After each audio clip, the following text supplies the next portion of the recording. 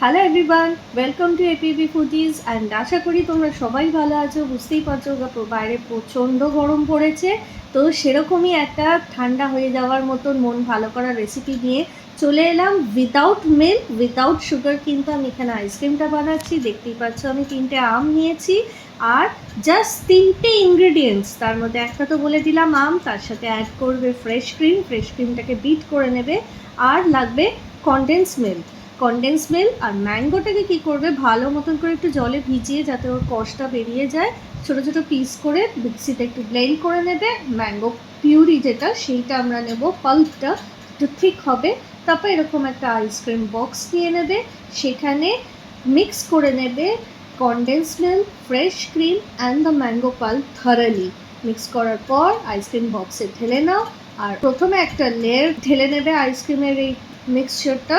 তার উপর দিয়ে তোমরা যদি চাও ফ্রেশ ম্যাঙ্গো ছোটো ছোটো করে কেটে পিস করে রেখে দেবে, সেটার একটা লেয়ার করবে এবং তার ওপর দিয়ে বাকি যে ম্যাঙ্গো পাল্পটা রেডি করেছি আমরা সেটা ঢেলে দেবো। নিয়ে রেফ্রিজারেট করে নাও। তো জাস্ট 3টে ইনগ্রেডিয়েন্টস দিয়ে আমাদের ম্যাঙ্গো আইসক্রিম রেডি হয়ে গেল।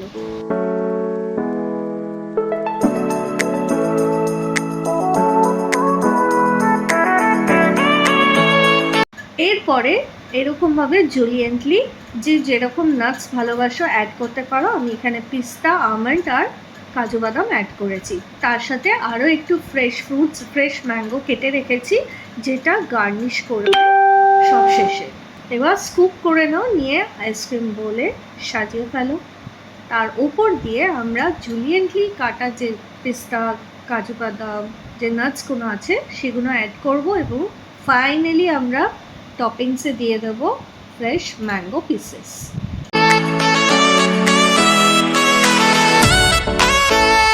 দারুণ হয়েছে। প্রত্যেকটা স্কুপ দেখতে একেবারে গোলাপ ফুলের মতো। তার সঙ্গে চিনির ব্যবহার খুবই কম, দেওয়া হয়নি বললেই হবে, কনডেন্স মিল্ক দিয়ে করা হয়েছে আর খুবই সুন্দর হয়েছে। হোমমেড আইসক্রিম, তার মধ্যে আছে ম্যাঙ্গো, ড্রাই ফ্রুটস, যে যেরকম দেবে, খুব ভালো লাগছে।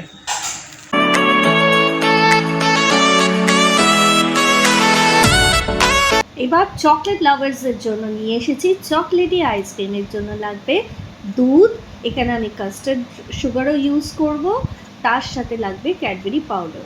প্রথমে আমি 1/2 লিটার দুধ নিয়েছি, যেটা ভালো মতন করে তোমরা জাল দিয়ে নেবে। যদি চাও তাহলে 1 লিটার দুধ নিয়েও করতে পারো, 1 লিটারটাকে হাফে আনবে আর প্রপোর্শন সেই হিসেবে বাড়িয়ে দেবে। আর কী কী লাগছে, choco chips, Cadbury condense milk, Cadbury powder লাগবে। আর এরকম একটা ডার্ক চকলেটও নিতে পারো তোমরা, বা নর্মাল ক্যাডবেরি বার নিতে পারো। তো আমি এখানে ডার্ক চকলেট ইউজ করছি। প্রথমে দুধটা জাল দেওয়ার পর গ্যাসটা নিভিয়ে দেবে এবং তার মধ্যে এই ড্রিঙ্কিং চকলেটটা ঢেলে দেবে। তার সাথে কাস্টার্ড পাউডার, দেখবে ভালো মতন যেন দুধটা ঠান্ডা হয়ে যায়, then only you use the custard sugar. তারপর একটা বোলের মধ্যে ফ্রেশ ক্রিম নেবে, সেটাকে ভালো করে বিট করে নেবে অ্যান্ড দুধটা যেটা চকলেট দিয়ে মিক্স করলে সেটাকে ছেঁকে নেবে। দেখবে মাইনিউট পার্টিকলস থেকে থাকবে স্ট্রেনারে, তো মুখে যাতে না লাগে, খুব একদম স্মুথ অ্যান্ড ক্রিমি হবে। And also add condense milk to it. ভালো মতন করে মিক্স করবে। অ্যাড চকো চিপস, তোমরা চাইলে এখানে নাটসও ইউজ করতে পারো। আইসক্রিম এরকম একটা বোল নেবে, তাতে রেফ্রিজারেট করবে।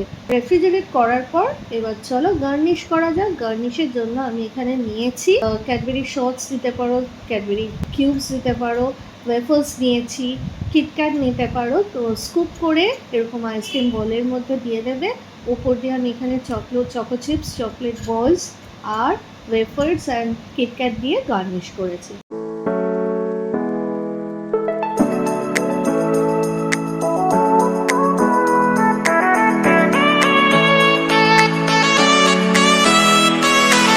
High friends, welcome to APAB ফুডিজে।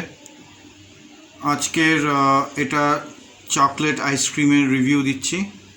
এটা বানিয়েছে সিম্পলি এলসা, আমার মেয়ে। ওর চ্যানেল সিম্পলি এলসা, ওখানে আপনারা সাবস্ক্রাইব করুন। ওর চ্যানেলটা mainly travel blogs. So let's try the ice cream. It is fully loaded with chocolates, choco chips, nutties, Kit Kat, and the main item, ice cream. So let's try it.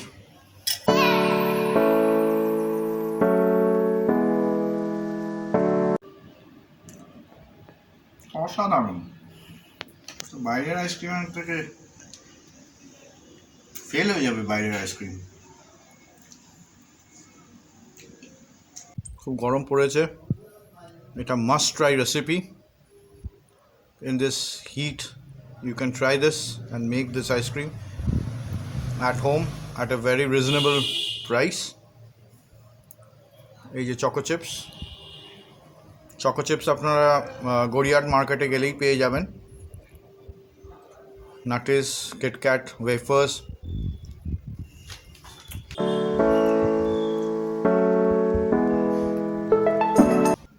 এটা must try recipe একদম, দেখুন। আর এটা thanks to simply Elsa, আমার মেয়ে। আমরা reveal করব আমাদের পুরো ফ্যামিলির সব কিছু, এখন না, কিছুদিন পরে। Okay, so please subscribe APAB Foodies and also Simply Elsa. কি প্রচণ্ড গরম, কিচ্ছু করার নেই। আমাদের শহর তো জানো গরম দেশ, আমাদের এই গরম দেশে 12টা মাসের মধ্যে তো প্রায় 10 মাসই গরমেই আমরা থাকি, 2 মাস শীত পড়ে ঠিকই, কিন্তু কি করব, কুলফি খেতে ইচ্ছে করছে।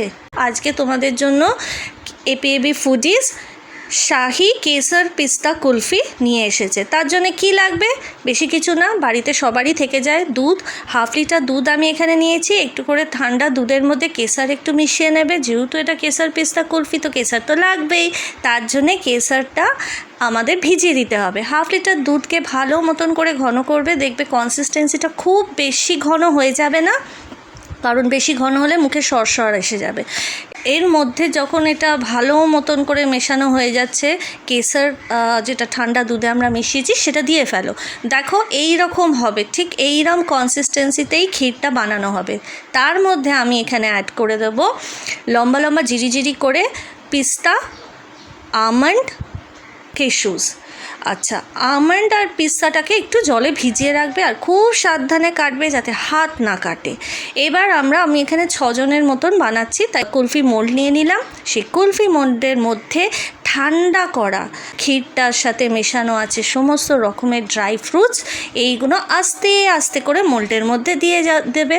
দেওয়ার পর উপর দিক দিয়ে 1 চামচ মতন কাজু, পিস্তা আর আমন্ডটা নিয়ে নেবে, যাতে প্রত্যেকটা মোল্ডের ওপরে একদম কাজু, পিস্তা আর আমন্ডটা দেখা যায়। এই রকম হবে। তারপর আস্তে আস্তে করে আমার এই মোল্ডটার সাথেই জানো তো আইসক্রিম স্টিকগুলো দেওয়াই ছিল, ঠিক আছে। তো আইসক্রিম স্টিক না থাকলেও তোমাদের কাছে এমনি মোল্ড থাকলে তোমরা সেটাও ইউজ করতে পারো, আইসক্রিম স্টিক না থাকলেও কোনো অসুবিধে নেই। মোল্ডটার মধ্যে আস্তে আস্তে করে দেওয়ার পর মোল্ডের ঢাকাটা দিয়ে দাও, নিয়ে খুব সাবধানে আইসক্রিম স্টিকটা দিয়ে একটুখানি দেখবে যে স্টিকটা সোজা হয়ে আছে কি না। নইলে কী বলো তো, যখন রেফ্রিজারেট করার পর আমরা খেতে যাব, দেখবো হয়তো স্টিকটা বেঁকে গেলে কুলফিটাও বেঁকে আছে, ওরকম না, একদম পারফেক্টলি আমরা দেখাবো। এই জন্যে একটুখানি দেখবে যে প্রত্যেকটা স্টিক সেন্টার হয়ে আছে কিনা, ওরই মধ্যে যতটা সম্ভব করার পর আমি এখানে বলবো পুরো 1 দিন রাখবে ফ্রিজে, রেফ্রিজারেট করবে এটা 1 দিন। অনেকে 8 থেকে 10 ঘন্টা বলে, but I will say go for 24 hours. Okay, তার জন্য কী করবো, আগের দিন দুপুর 12টার সময় কুলফিটা বসিয়ে দাও, পরের দিন লাঞ্চ করেই খেয়ে ফেলো, অ্যান্ড ইটস রেডি। আমারও ভয় লাগছে, ইনফ্যাক্ট এটা জানো তো আমার মেয়ে সম্পূর্ণ করেছে, কারণ আমিও খুব চিন্তায় ছিলাম। আইসক্রিমের স্টিকটা হয়তো বেরিয়ে এলো, কুলফিটা অন্যদিকে ছিটকে গেল। অ্যান্ড সি, প্রচণ্ড, আমি বোধহয় ঘর থেকেই প্রায় বেরিয়ে যাচ্ছিলাম, এই তো বেরিয়ে গেছে, দেখেছো কি সুন্দরভাবে বেরোলো। এটা সম্পূর্ণ credit goes to my daughter Anisha, and ওরও একটা চ্যানেল আছে simply Elsa. Please do like, share and subscribe. তোমরা আমাদের ভিডিও দেখো, নাকি পচা পচা রান্না হচ্ছে বোধহয়, না? ঠিক আছে, দেখো এইটা দেখে না, এটা ভালো হবে, এটা একটু করো, করে আমাকে জানাও, কমেন্ট মি দাও কেমন হয়েছে। বাড়িতে বসেই কুলফি খাওয়ার মজা আলাদা। দোকানের খাবার তো সবসময় ভালোই হবে, দূর বাড়িতে নিজেরা বানিয়ে যেটা খাচ্ছি সেটাও তো টেস্টি হতেই পারে, তাই না? সবসময় দোকান 5 স্টার হোটেল ওরা তো ভালো বানাবেই, আমরাও কিছু কম যাই না, ঠিক আছে? তো তোমরা সবাই মিলে এটা বানিয়ে নাও। হ্যাঁ, গার্নিশ করতে হবে, ভুলে যাচ্ছি। গার্নিশ করবে কীভাবে? এই দেখো ওপরে এইভাবে চপড করা পিস্তা। High friends, welcome two APAB foodies. আজকের রিভিউ দিতে চলেছি পেস্তা কেসার কুলফি, হোমমেড। বাড়িতে বসে বসে আপনি কুলফি খেতে পারবেন। ভিডিওটা দেখুন ফুল, লাইক করুন, শেয়ার করুন, সাবস্ক্রাইব করুন। এবার খাচ্ছি, দারুণ হয়েছে, অসাধারণ।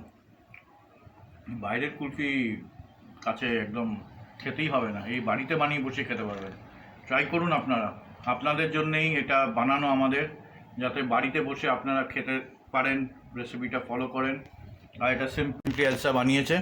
সিম্পলি এলসা চ্যানেলটাকেও আপনারা সাবস্ক্রাইব করুন, ভালো ভালো ট্রাভেল ব্লগ দেখতে পাবেন এবং ভবিষ্যতেও আসছে ভালো ট্রাভেল ব্লগস। মাস্ট ট্রাই, একদম মাস্ট ট্রাই।